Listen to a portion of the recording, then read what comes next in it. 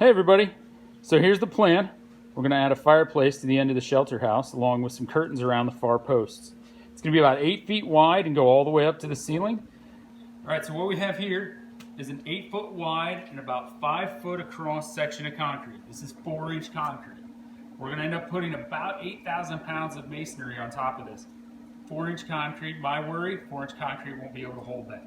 Some of you may know better than me, but I'm going to take the safe route. So what we're going to do next is take a circular saw with a diamond blade and cut this perimeter out. And then using sledgehammer additional cuts, we're going to chip this entire area, take it out of here and get rid of it. Dig this out a little bit and then re-pour this entire area about 6 inches thick. We're going to end up connecting the corners to other slits in the concrete so that the crack lines can go that way, but we really wanted to make sure there was enough support underneath the masonry so that we didn't have any settling problems or any other significant issues. We'll use rebar to tie it back in to the existing pad, but wanted to make sure there was a very strong foundation. So here we go, let's make some dust.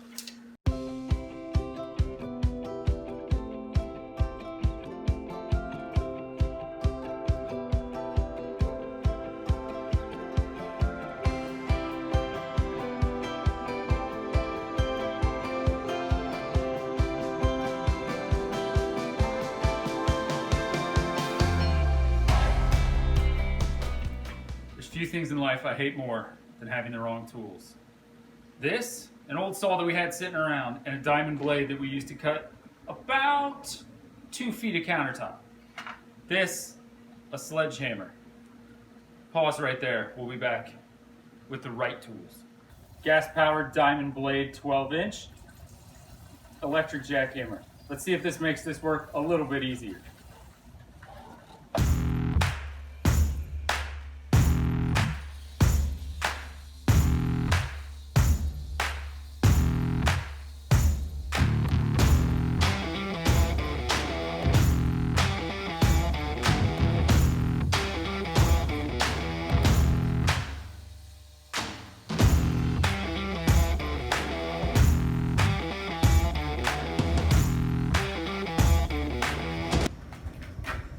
Well, that was way faster.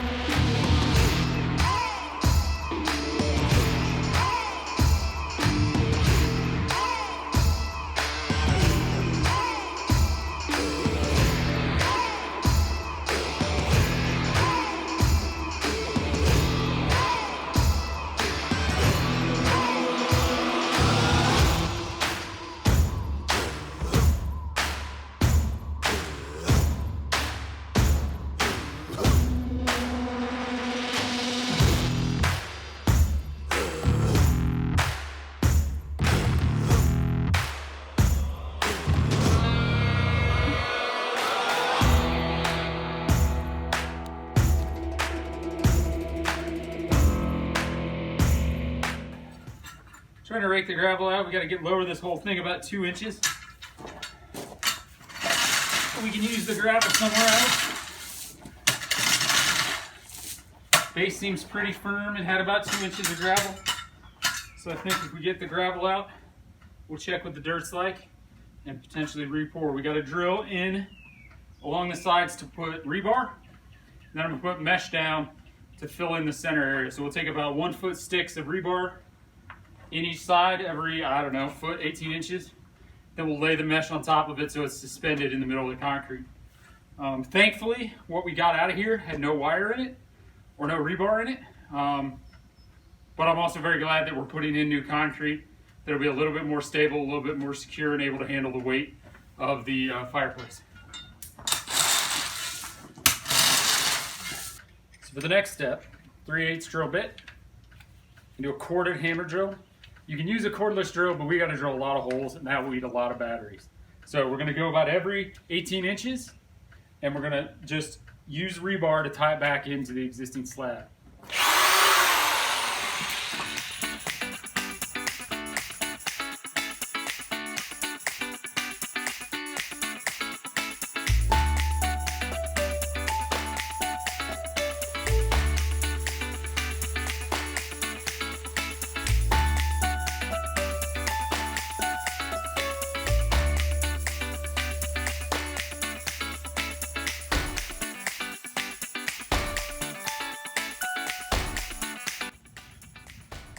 So now we're going to use a chalk line to connect that corner to the cut over here that's already in the concrete.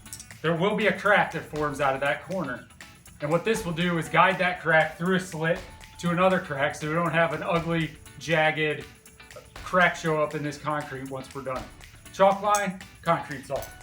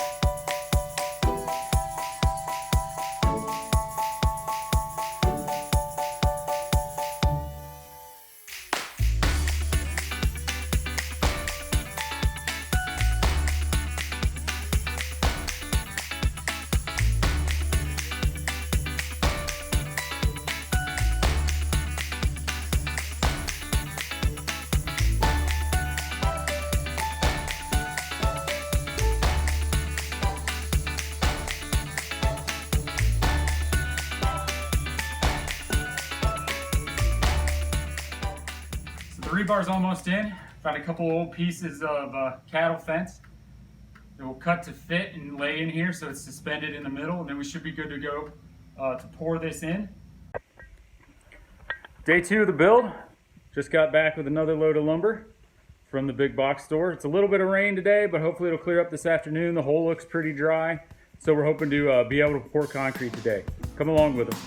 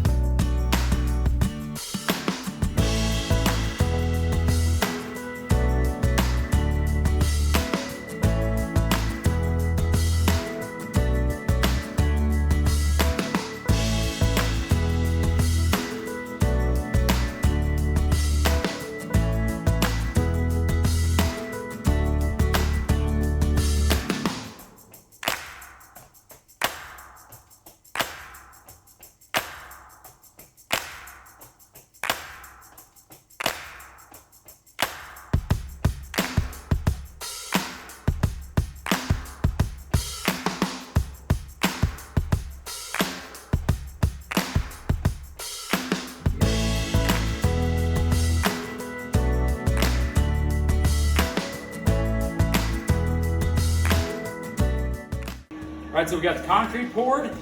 My math was a little off. Probably the first 2 minutes, we were about 4 bags short, but it was in the back where there shouldn't be much of a load.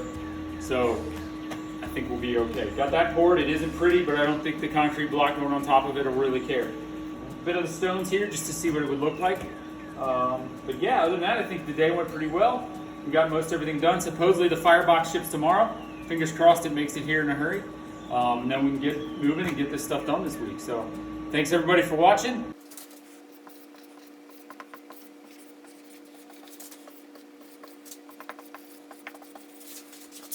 One of the things we want to do here at BYO is go back over the videos and have a lessons learned and a look back on what we did right, what we did wrong, things we would change, advice if we were to do this again. And as we look back at the fireplace and the concrete portion of the fireplace, there's really two things that come to mind as we were pulling this video together and looking back over how things went. The first being, have the right tools. We started removing that concrete with this old circular saw and a sledgehammer, and they were not the right tools. Your time has value, your time is worth something. So what we were able to do by visiting the local rental store is get a much larger concrete saw and a jackhammer, and it made quick work of removing that existing concrete, saved us a ton of time, and was really only about $100 in expense. And for the time that we saved, I'm convinced we'd have spent days trying to dismantle that concrete and getting it out of there with the tools we had. The other tool that I would add is that cement mixer. We have a Harbor Freight cement mixer. It was not terribly expensive. We've used it for a ton of projects around the homestead. And for mixing those 40 plus bags of concrete, it was a huge effort saver, time saver, and gave us a much more consistent mix to the concrete than if we'd have done it with a wheelbarrow and a shovel. The other one we would add here, 15%. I did the math on how much concrete we did. I thought I did, and we were right there, very, very close, and come to find out we were about 4 bags short. So in the end, those 4 bags didn't cost hardly anything. It was less than $20 worth of concrete. But I should have planned. I should have planned for the extra. We should have had it here. Instead, we ended up having to wait an hour to go to the big box store, get that additional concrete, get it mixed, get it poured. Now it's in an area where structurally, I don't think it's gonna make a big difference. It was on the skirt that's kind of behind and outside of the fireplace area. But still, for 20 bucks, I should have had the product here. I should have had what we needed. And if it was extra, we'll always end up using cement somewhere around the homestead. Thanks again for joining us on the BYO Homestead. You're such a blessing to this family and such a blessing to this homestead, and we greatly appreciate you coming along for this adventure with us. Looking forward to the next video in the series around the fireplace. We'll start the framing, making a few adjustments to the plan, but we think that it will make the fireplace a whole lot more useful.